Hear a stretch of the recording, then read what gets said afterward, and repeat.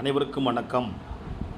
தற்போது தமிழ்நாடு அரசு சட்டப்பேரவையில் மாண்புமிகு தமிழ்நாடு முதல்வர் அறிவித்தது போல ஓய்வூதியம், சிறப்பு காலமுறை ஊதியம், ஊதிய பணியாளர்கள் மற்றும் சத்துணவு அங்கன்வாடி பணியாளர்கள் உள்ளிட்டோருக்கு சிறப்பு ஓய்வூதியம் மற்றும் ஒட்டுமொத்த தொகையினை உயர்த்துதல், சிறப்பு குடும்ப ஓய்வூதியம், அதுக்கான அரசாணை எண் 41 13/2/2026 பிறப்பிக்கப்பட்டுள்ளது.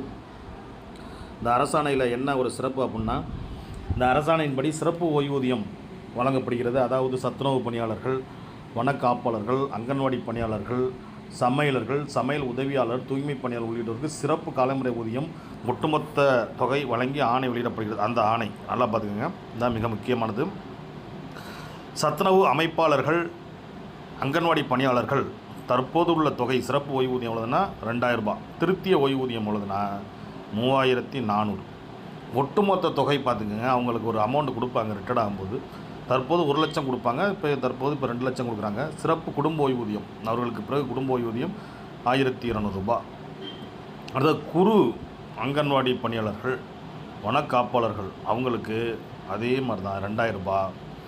சிறப்பு திருத்திய ஊதியத்தில் 3200, ஒட்டுமொத்த ஊதியத்தில் 1 லட்சம், இப்போ 2 லட்சம் 1100 குடும்ப ஓய்வூதியம். இப்படி அடுத்தபடியாக அங்கன்வாடி உதவியாளர்கள், சமையலர்கள், சமையல் உதவியாளர்கள்,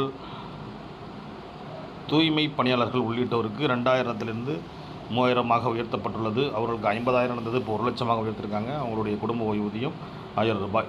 அவங்களுக்கெல்லாம் நீண்ட நாள் உங்களுடைய கோரிக்கைகளை முதல்வர்கிட்ட வச்சுக்கிட்டு இருந்தாங்க, அவங்களுக்காக இது பண்ணியிருக்காங்க. இப்போ பாரு, உடனடியாக 1 முதல் 3 வரையில் குறிப்பிட்டுள்ள சிறப்பு ஓய்வூதியம் பெறும் யாராவது உயிரிழக்க நேரிட்டால் இறுதிச் சடங்கு செலவாக முதல் 20,000 ரூபா உடனடியாக 20,000 கொடுத்துருவாங்க. 20,000 ரூபா கொடுத்துருவாங்க. இது ஒரு மிக முக்கியமான ஒரு அரசாணை அப்படின்னு இன்றைக்கி வந்திருக்கு.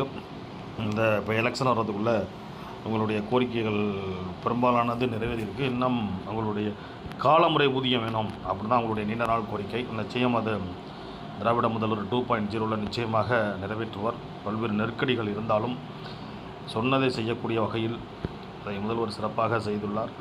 அதனால் இதை மனமகிழ்ச்சியோடு ஏற்றுக்கொள்வோம்.